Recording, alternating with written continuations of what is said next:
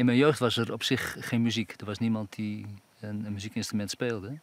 Maar als 7-jarige kreeg ik van mijn vader een grammofoon. Mijn overgrootmoeder was overleden. En het enige wat mijn vader uit de boedel had kunnen redden was een oude grammofoon met 78 toerenplaten. Een ding uit de jaren 20. Met de daarbij behorende platen. Van die grote, harde platen. En daar zat een plaat tussen, die ik helemaal grijs gedraaid heb. Met een voor mij volkomen onuitsprekelijke titel. Ook onbegrijpelijke titel, maar het was dat exotische wat me raakte.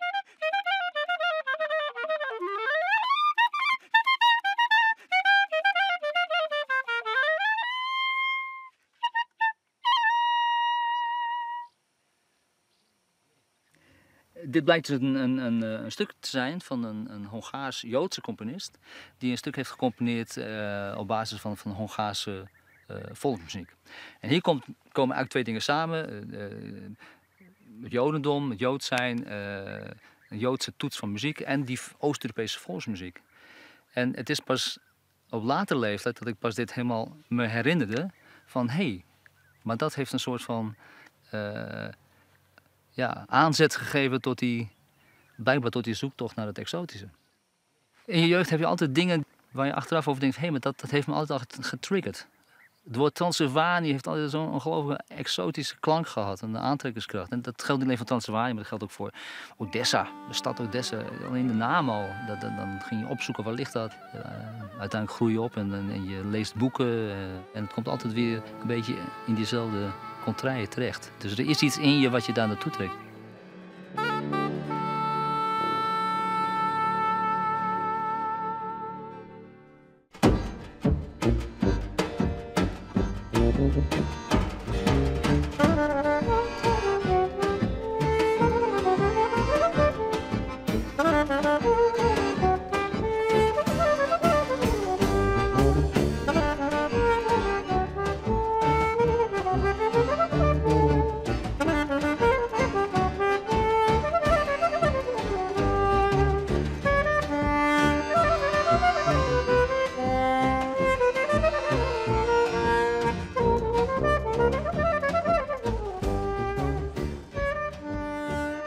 Wat voor mij heel belangrijk is dat ik zeker weet dat ik niet met een soort van fictie bezig ben. En mezelf voor de gek hou en leuk dingen zit te spelen en mooie verhaaltjes aan zitten bedenken. Maar dat het contact met mensen die nog iets dichter bij die traditie staan en die mensen die ontmoeten we deze week. Dat je daar gewoon mee kunt samenspelen en dat je voelt dat het een muzikale klik is.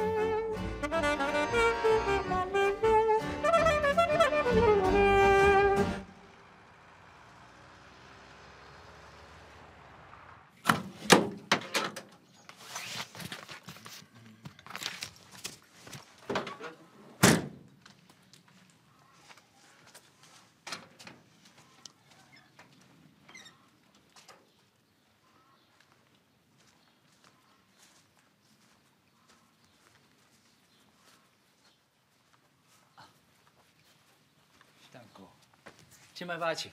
Bine, bine. Bine. Poftiți. Ana. Bine ați venit! Poftiți. Mulți bine. Trei. În Olanda, trei în Olanda, trei. În România de 4, încă o dată! E bine. Stați jos, stați jos! Mulțumesc. Obosit. Obosit! Obosit? Da. De la drum. Sete, ceva, un șpriț de vin, că e cald, e foarte cald, ceva pentru deshidratare. Adu un pic de apă.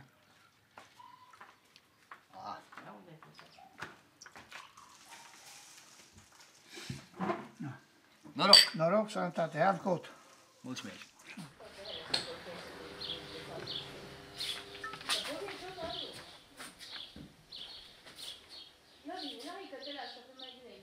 Mă numesc Nicu Stoica, sunt din Comuna Blăjel, județul Sibiu, România. Am vârsta de 60 de ani. Deocamdată lucrez, dar în curând voi ieși la pensie. La fluier am început să cânt de la o vârstă fragedă, de la vârsta de 7 ani. am învățat să cânt de la un unchi din partea mamei. Fiind copil, mergeam la el și unchiul acesta nu avea copii și îi plăcea foarte mult copiii. Și așa el s-a atașat de mine, ca nepot fiind, și a avut răbdarea să mă învețe să cânt. Adică era câteva așa, mai la început mi-a arătat așa, dar eu m-am născut cu talentul ăsta.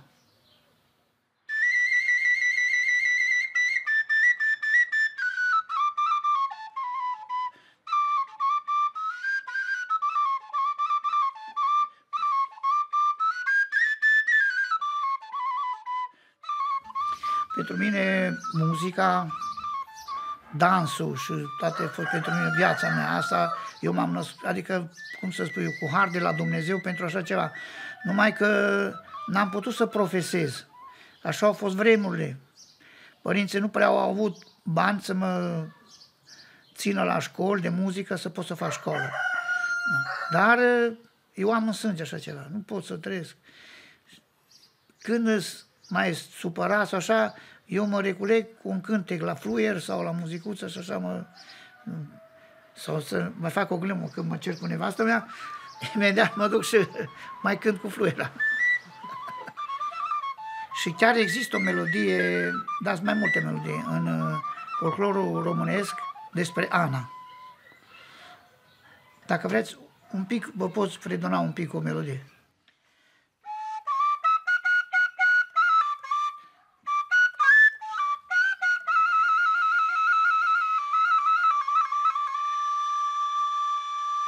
Deci melodia se numește Ană dragă, Ană dragă. Ne vorbește lumea întreagă. Lasă lumea să vorbească, cine-i tânăr să iubească. Asta e textul melodiei, cam așa.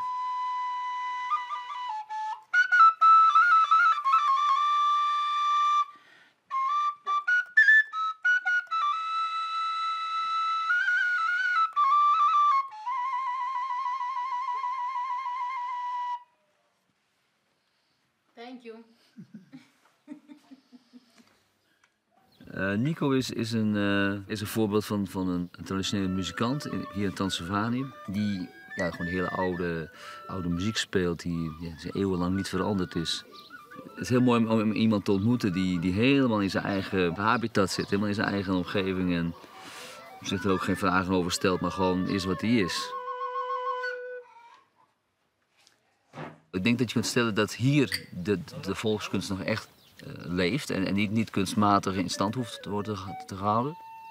Je voelt ook niet dat het speciaal voor toerisme gedaan wordt of dat het bepaalde wetenschappelijke doelen dient. Nee, het is gewoon, het is er. En hij zei ook van ja, hij verwacht ook dat het gewoon blijft. En dat vind ik ook wel een mooie gedachte van, ja, ik zit er ook niet over in, het is altijd geweest en het zal altijd blijven.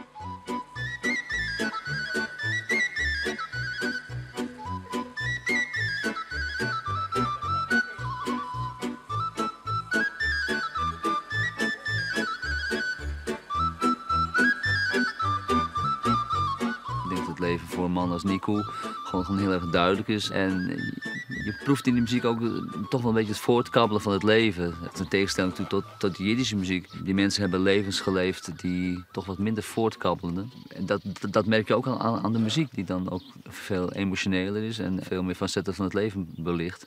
En in die zin ook veel meer connectie heeft met Roma en zigeunermuziek. Omdat ook die bevolkingsgroepen toch ook kwetsbaar waren. Geen vaste plek hadden en altijd maar afhankelijk waren van de gunst van de mensen die hen toelieten om ergens te wonen.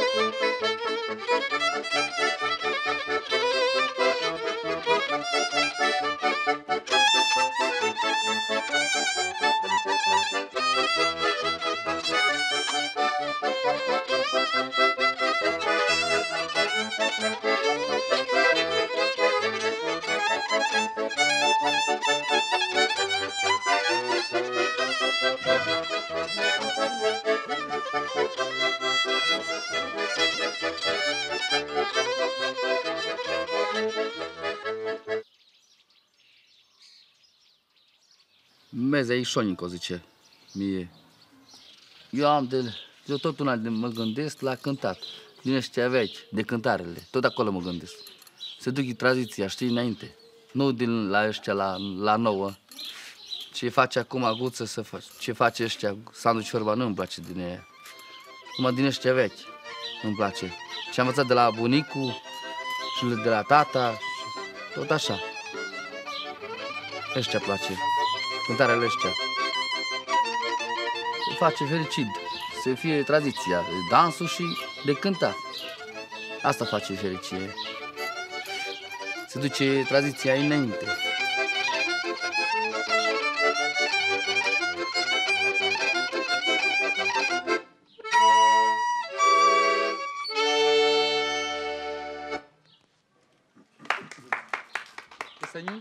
De mensen die wij vanmiddag hebben ontmoet, dat zijn mensen uit de Hongaarse Roma-bevolking hier. Want we zitten hier eigenlijk in oud-Hongaars gebied. En dat zijn mensen die leven met de natuur en die leven met de muziek.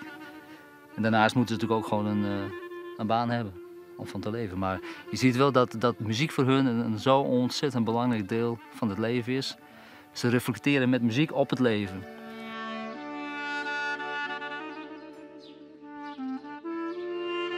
Wat ik vanmiddag heb gevoeld is dat wat heel belangrijk is toch contact met muzikanten die een hele directe lijn hebben met de traditie.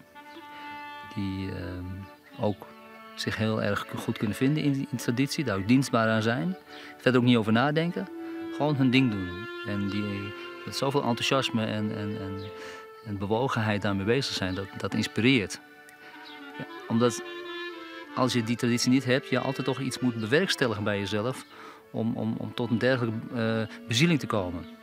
En dan als jij daar dan komt als Nederlander, en ik vind toch wel dat wij een beetje een cultuur hebben die een beetje geamputeerd. Ik heb het gevoel dat wij in Nederland niet echt voeling hebben met onze cultuur. En er wordt tegenwoordig van alles geroepen over ons Nederlanderschap en wat het allemaal eigen zou zijn, maar dat is heel lastig. Maar hier zie je het wel, gewoon heel duidelijk van muziek, van generatie bij generatie doorgegeven, die zijn functie nog steeds heeft behouden in deze maatschappij. Hier is een accordeonist in het dorp, die speelt gewoon elke vrijdag en zaterdag op een bruiloft. Elke vrijdag, zaterdag. Omdat die muziek gewoon nog steeds zijn functie heeft. Zijn functie om mensen te vermaken en met mensen te verbinden. En dat zag ik vanmiddag ook. Hier wordt muziek gemaakt vanuit de tenen. Nu pot să stau dacă nu cânt. Dacă nu ia sus vioara, nu pot să stau. Că e sângele meu deja. E bucuria. Când ia sus deja bucuros sunt. Nu pot să stau fără vioara. Fără muzică. Fără muzică nu pot să stau. Așa am născut. De mic, de 8 ani așa am învățat. Am avut 8 ani când am învățat cu asta. Și nu pot să las. Nu pot să pui jos. Asta e treaba. Toată ziua ia sus. Îmi place tare. Asta e bucuria mea. Aici, la inima. Pui la inima, toată ziua. Mai bine ca așa, asta așa îmi place. Ca muiere, că nu mai bine.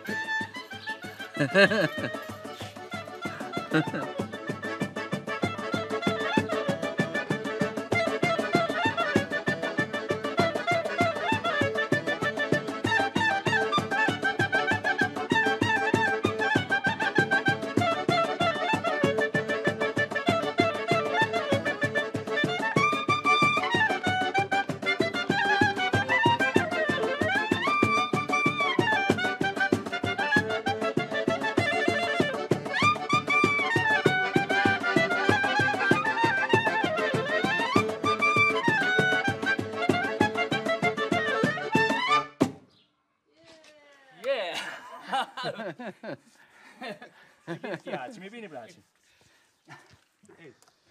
Fiu, e bine? Super, super. Periculos. Periculos.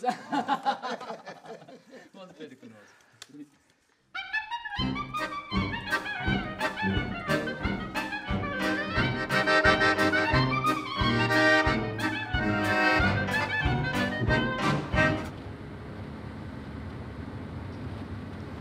Primair ben ik toch een muzikant die geïnteresseerd is in de Jiddische muziek. En omdat de Jiddische muziek ook leentjebuur heeft gespeeld bij andere culturen, bij de Roma en bij de Roemenen, ben ik daar ook in geïnteresseerd. En ik ben sowieso geïnteresseerd in Oost-Europa. Dus, maar ik voel wel dat het een soort afgeleide is van die primaire, van die hoofdstroom. Die hoofdstroom is toch het verhaal van de Joodse mensen in Oost-Europa, of in Europa. En dat is niet alleen de muziek, maar dat geldt voor mij ook dat ik de literatuur interessant vind, dat ik de beeldende kunst die heel veel daarvan heeft meegekregen, dat al die hele Joodse cultuur mij toch wat meest beweegt. En dan zijn die andere twee, die geven daar weer kleur aan.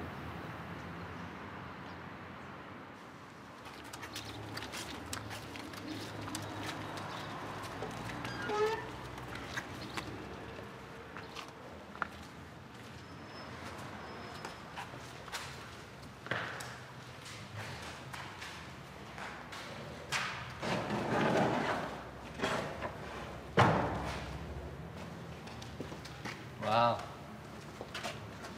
It's there. Wow.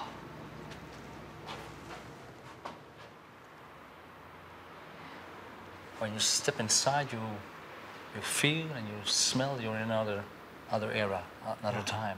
Absolutely. You feel the same. I mean, a little bit, because when I think that you're in, it never looked this bad. It's actually how I think of it. I walk in and you say, wow, the history in these walls, and it's so shameful that buildings come to this condition, actually. You know, it's like you look at the creativity in the community and the details of the paintings and the design and thought that went into it, and you say, wow, this is really a treasure in this region. Yes. Like, I know this region. This is a treasure in this region. Deze plek is een synagoge. Een synagoge die gebouwd is in de 19e eeuw. Een plek is geweest waar de Duitsstalige Joodse inwoners van Mediasch hun diensten beleefden, zeg maar. Naar shul gingen, naar de synagoge gingen. Het is natuurlijk, omdat het synagoge is in Oost-Europa, is het natuurlijk ook getekend door de geschiedenis. Eerst was het een hele rustige, mooie geschiedenis. Mensen konden gewoon hun leven leiden wat ze wouden. Met de komst natuurlijk van de troepen van Hitler is het allemaal erg veranderd. En je ziet dat daarna, zeg maar, de gemeenschap er niet meer is, waardoor het hele gebouw toch desintegreert, vervuilt, afbrokkelt. Dus de geschiedenis is samengevat in de sporen die je in dit gebouw aantreft.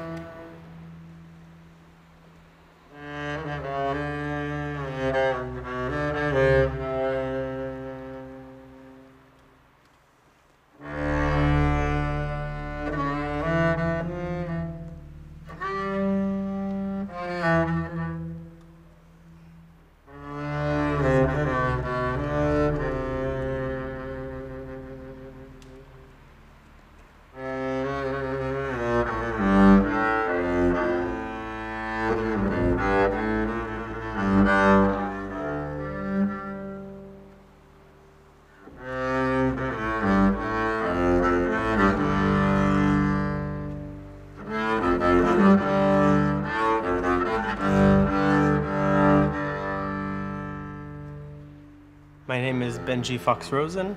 I was born in Los Angeles, California. I'm 32 years old.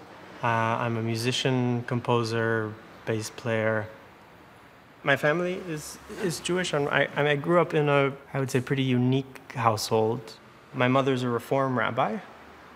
She was the 4th woman rabbi in the history of the world, in fact.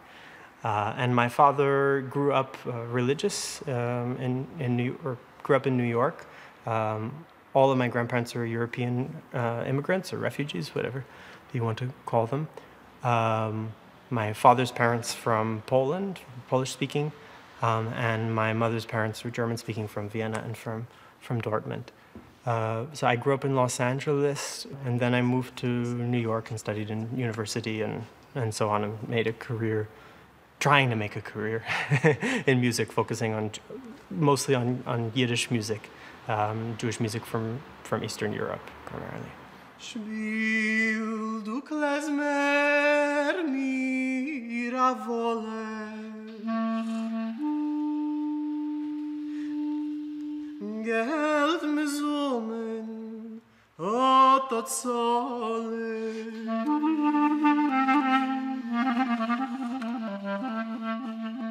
Nou ja, net als bij die andere ontmoetingen kom je iemand tegen die kan zeggen dat hij uit de traditie komt. Hij is iemand die zowel het hart als het bloed heeft.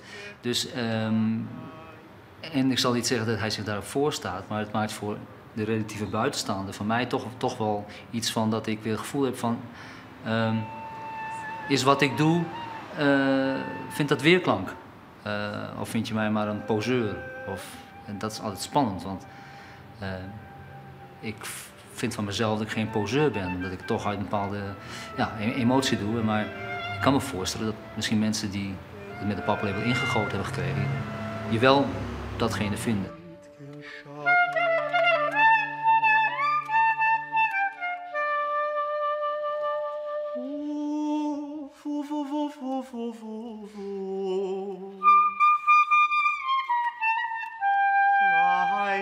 Het lied wat we samen speelden, dat heet Doina. En überhaupt is de Doina een slepende melodie die gebruikt wordt voor een emotioneel moment in de bruiloft. En de meeste Doina's zijn zonder tekst eigenlijk. Het zijn instrumentale stukken. En dit is dus met tekst. En die tekst is ook heel weemoedig. Die tekst die beschrijft een wereld die er niet meer is. Maar ook over een wereld van honger, van onrecht, van oorlog, van leed. Dus het is een heel weemoedige tekst. Die eigenlijk het gemiddelde leven beschrijft van heel veel mensen, heel veel Joodse mensen destijds in Oost-Europa, in die shtetls.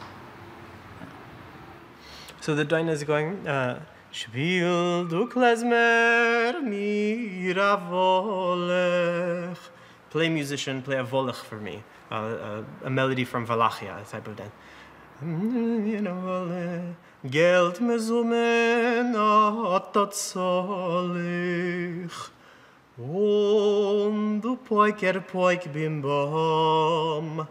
Ein tis choge, ein tis charam. Play musician, play for me a volech. I'll pay you. Today is a non-Jewish holiday. It's a holiday for my non-Jewish neighbors.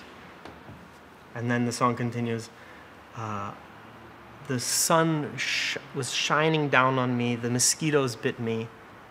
I have nothing, I have no cheese, I have no feed for my horses. I have nowhere to sleep. Even an empty grave in the non-Jewish cemetery would be enough to survive the winter. Play musician, play me a doina, play me a jale, a mourning song. I have no sheep, I have no cows, only a hungry wife and children.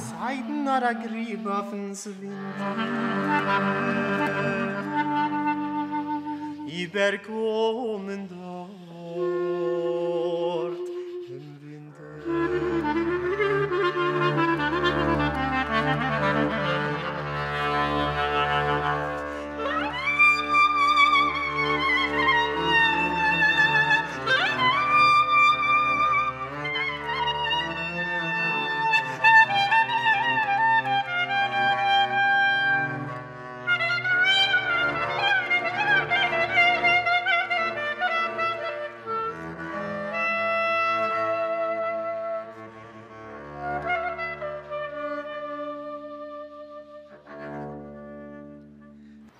Als ik het moet samenvatten, dan voelt dit als thuiskomen. Heel veel dingen komen dan bij elkaar. Niet alleen dat je muziek maakt met iemand, dat je voelt dat je hetzelfde wil uitdrukken met muziek. Dat je daar heel erg samen bent. En deze persoon heb ik ook nog nooit eerder ontmoet. En dan zie je weer hoe sterk muziek is, dat je meteen in een level duikt, in een stroom komt. Dat is heel mooi. En dan zo'n omgeving waar de geschiedenis is waar je eigenlijk al je halve leven, al meer dan je halve leven mee bezig bent, dan kan ik dat niet anders dan emotioneel betitelen. Ja.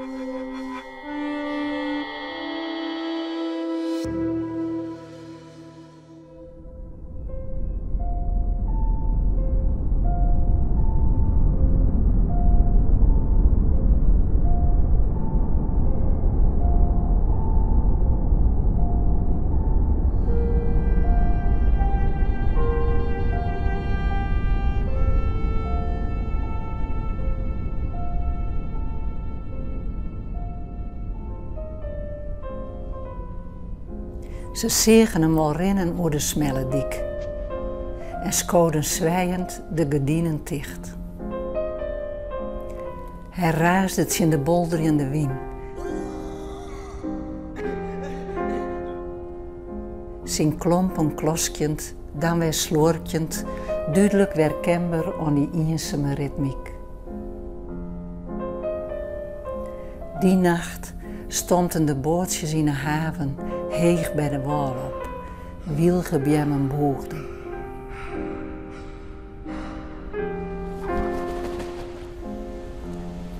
Doet er vol, zien mem hem heinde, wie hetzelfde wetter dat er zijn binnenklomp op zielen litten hier safvolle djipper. Lichter als de dagen.